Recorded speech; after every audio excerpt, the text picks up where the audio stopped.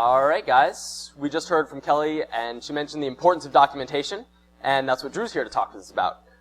Drew Pruitt is also from the University of Nevada, Las Vegas. He got a bachelor's degree in marketing from a Christian school, Azusa Pacific University. Is that awesome? He has 3 years of experience working in sales and actually owned a restaurant with 25 employees.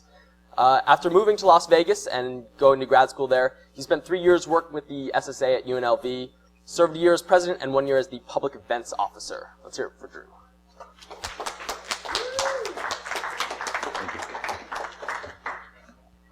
So, how many people are here because you looked at the list of talks this weekend and said, documentation is the thing I came here to get better at? Anyone? Well, we got a couple. I'm going to assume everyone else here is either here because Kelly Freeman's talk was here and you're too lazy to leave, or you're still zombies from having no sleep last night and don't know where you're at and what I'm talking about. We'll get started. Before we get into things, there are 4 things I'm going to tell you to do today. 4 things specifically to document. There's more to do. There's more you could do, but every group should be doing at least these 4 things.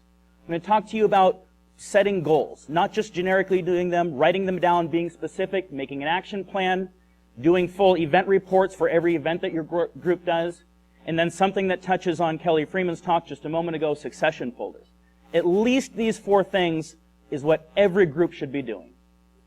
Before I tell you what those are or what you should be doing, I want to talk to you about why. Why should you care about documenting these things instead of just doing them? The first thing is, as Kelly said, document everything. She's talking about succession. It helps your future groups. Every new leader that starts at a student group is going to be inexperienced. You're only a student for so long. 4 years, 5 years, some of us 6 years. You're not a student for very long. By the time you figured out how to do this stuff, you're probably leaving and gone. So having something to pass on to the next group helps them learn from your experiences so they don't have to start where you did. It's going to tell them what worked and what didn't work. And not only that, but why did it work or did it not work? Is it going to work for them if they try to do it again? What are the kinds of things that they should be trying to do with their time now? Leaders in these groups that you only have so many resources. A limited amount of money, a limited amount of time from a limited amount of leaders, things to do. And passing everything on in documented form is going to help your future leadership save time and use their resources wisely. Documenting doesn't just help you in the future, it helps your group right now. The first thing that it's going to do, when you go through and document everything like you're passing it off to someone else, you're going to have in your own hands something you can use as a great tool for planning and evaluating what you're doing at present. It's going to tell you, are you spending your time wisely? You will see very quickly when you start going through the documentation process whether what you're doing is working or not. Is this what you ought to be doing? It's going to tell you if you're being successful. It's going to make what you're doing more successful. The first time you go through documenting an event, that very first event, you won't even have to wait till the next one. The first event will go more smoothly because you started documenting it from the beginning. Some of the things we're going to talk about, you'll end up having an organized checklist. So the checklist that you're going to pass on to the future leadership to say, these are the things that you need to be doing, you'll have that in front of you, and so you won't forget to do anything or won't waste your time. And the third item, and this is probably overlooked by a lot of groups, but documenting brings attention to what you're doing. The SSA wants to give you money to do events and to do things, but they're not going to do it if you don't document and tell them what you're doing. Most schools have some kind of reimbursement funding available for student groups, but there's documentation requirements for telling them what you're doing. It's going to help your group get funding to do more cool things, and it's going to help you collaborate with other national and local groups.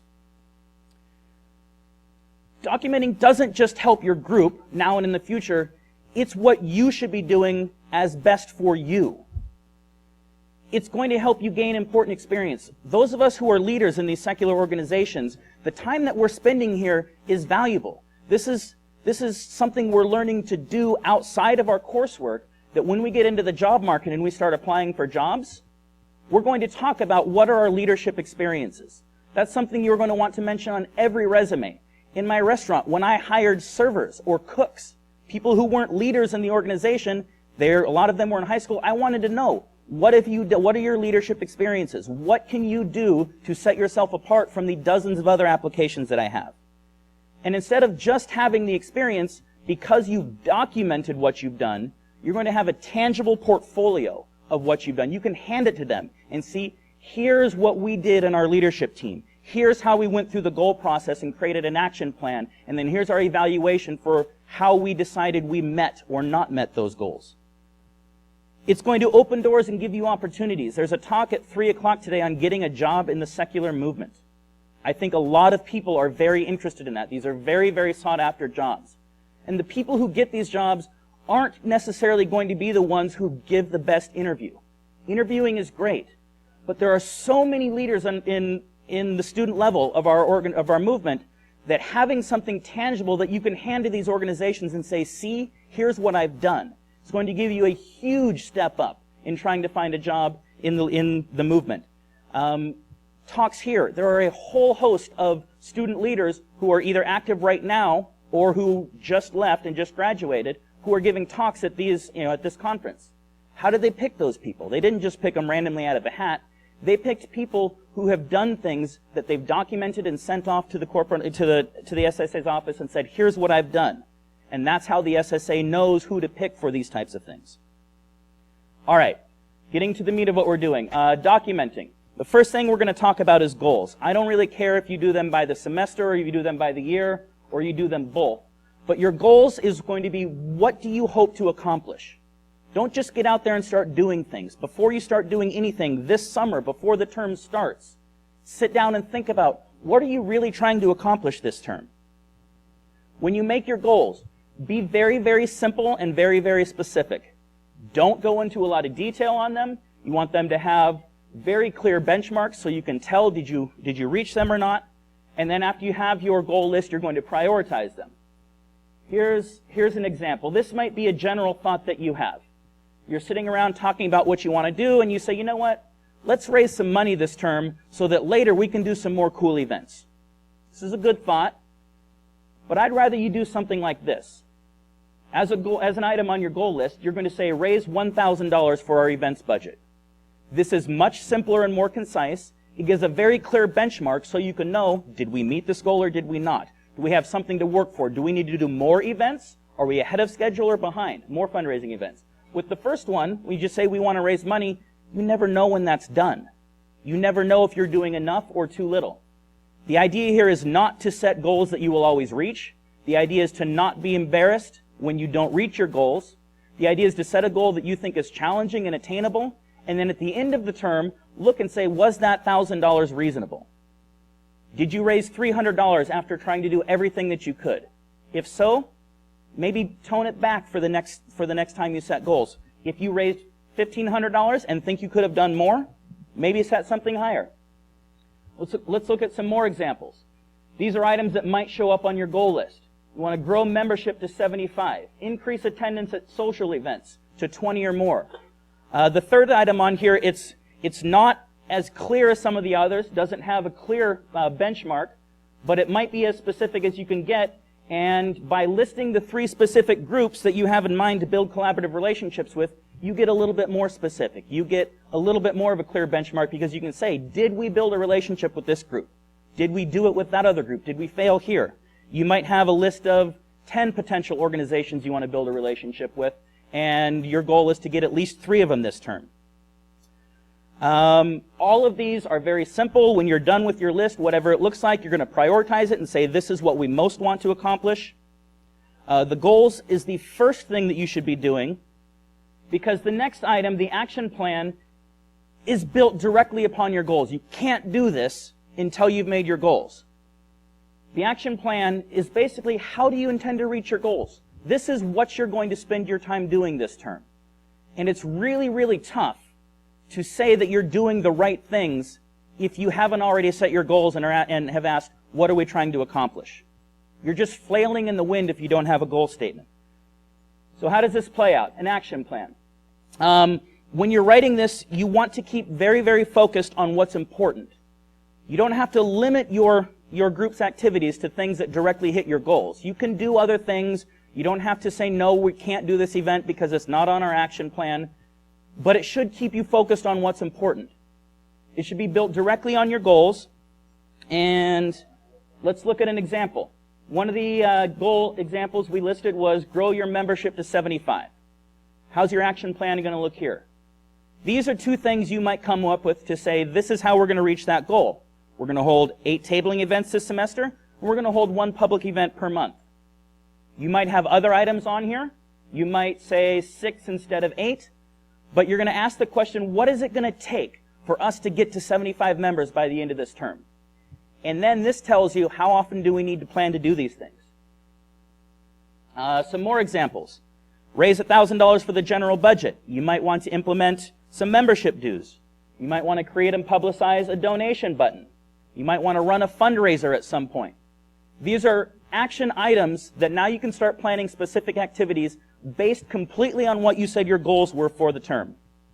If you want to increase attendance at a social group to 20 or more, you might start budgeting, taking money out of your budget to fund these events, to build food or buy things that you can do as activities, create a leadership position to organize these events.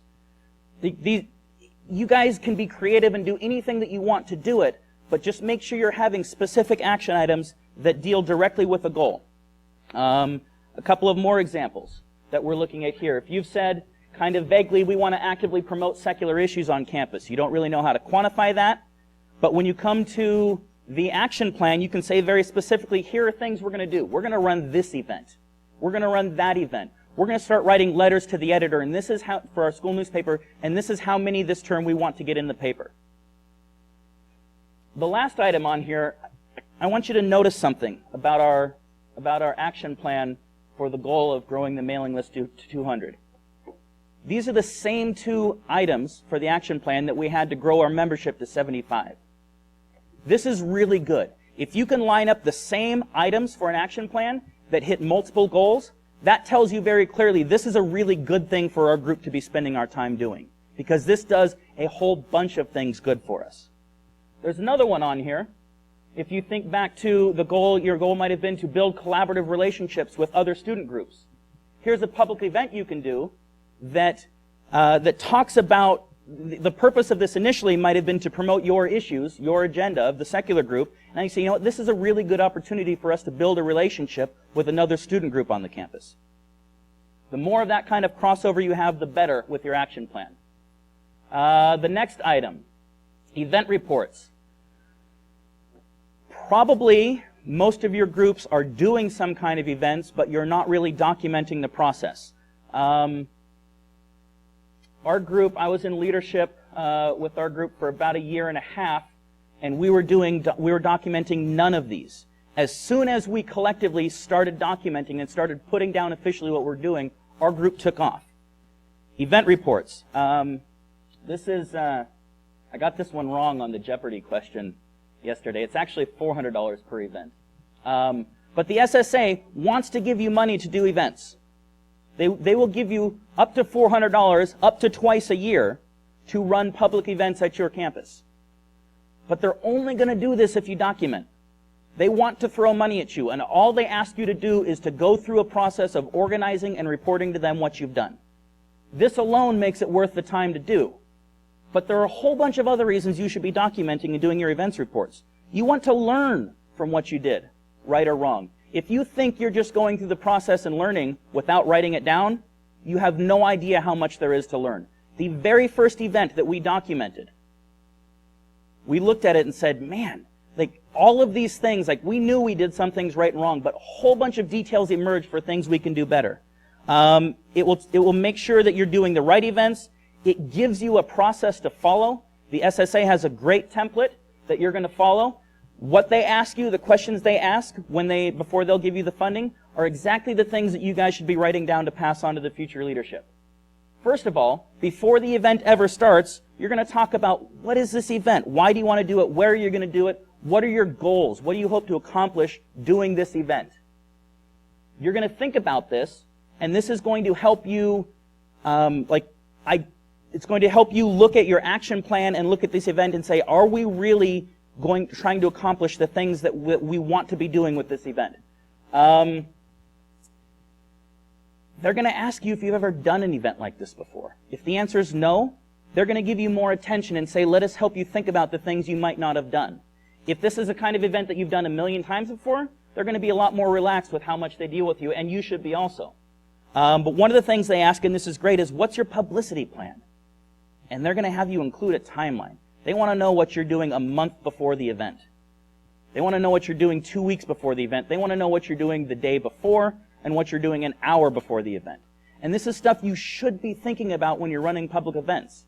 And until I started documenting, at this point I was the public events officer, until I started documenting, I realized how disorganized, even though I thought that we were on top of promoting, how disorganized it is to try to do this without writing down each step, without having a clear checklist. After the event, they're going to ask you to follow up. They're going to ask you if you think you reached your goals and why or why not. These are great things to look at. Don't feel like you have to say, yes, we reached our goals because we want to look good to the national office. More impressive than pretending like you reached all your goals is looking at it and saying, we didn't reach our goals, but here's why and here's how we're going to integrate changes into the future. The last item, and this deals some with the talk that Kelly Freeman just gave, succession folders. This is my personal favorite of these. Succession folders are a guide to how you do your job. Ideally, every single leadership position in your organization should have a succession folder to hand on to whoever comes next. I'll go over these very briefly because Kelly already did a great job of this. It helps your group survive past your present leadership. You don't want the group to die next year just because you and 2 other people graduated and left. It helps your leadership not only continue to exist and do well, but to learn as much as they possibly can, because they're going to have your report for every event that you did, and they're going to say, why did this event fail? Is this something we can do again? How can we use what they learned from this event for the different events that we're doing now? And having this succession folder keeps you in your present job focused on what you should be doing. Part of this is going to say, here are your responsibilities as vice president of this group. Here are the most important ones, here are the lesser important ones. And having that in front of you is going to make sure you keep doing the right thing. I don't have time to get into like really showing an example. I'll show very briefly one that I did, and you're welcome to email me or contact the SSA to get more examples of succession folders. But the first thing you want is you want it to be organized. Don't just put a bunch of facts down on a paper and throw it at the next person and say, here you go, this is everything you need. Good luck digging out what you need to know out of this huge jumble of information. This was the table of contents that I made for the public events officer at UNLV. This is much longer than I think most of them will tend to be. Running public events is a much more complicated job than most of the other jobs that you'll be doing. The treasurer might have much less information. But everything that's on here, even though it's a large document that took quite some time to put together, everything that's on here is very, very well organized. We have topics and subtopics so that the next person who gets it can look at this and say, okay, I can look at what are my responsibilities. And I know in one specific place, I can look here and find out this is what I'm expected to do as the public events officer of this group. You want it to be very detailed and very thorough. Don't just say you're going to want to reserve the student union auditorium at least 3 months in advance. Give them a very step-by-step guide of this is how you reserve the room. These are the times of year when you really need to be much more ahead of it because this book's up first. Include sample forms of here's a filled out form of how to walk into this office located on this floor of this building, hand in your form and say, give me the room. Give them every single step of the process. So going back and looking at this, if you can see under procedures, we've already told here are the jobs that you're going to have to do, here are the things you're going to be doing, and then under the procedures section, this is specifically how do you decide what event you should do. This is what you've learned doing your job. This is how you go about doing it. The next person who does this job is going to add to what you've done. You don't have to have the complete full document based on everything that there is to know about running this job. You pass on what you know to the next person. They will clarify and add to what you've created. And this is a living document that keeps getting passed on so that every single time there's a new leader in your organization, they know exactly how to do every step of their job. The last tip that I'll give on this is to use a conversational voice.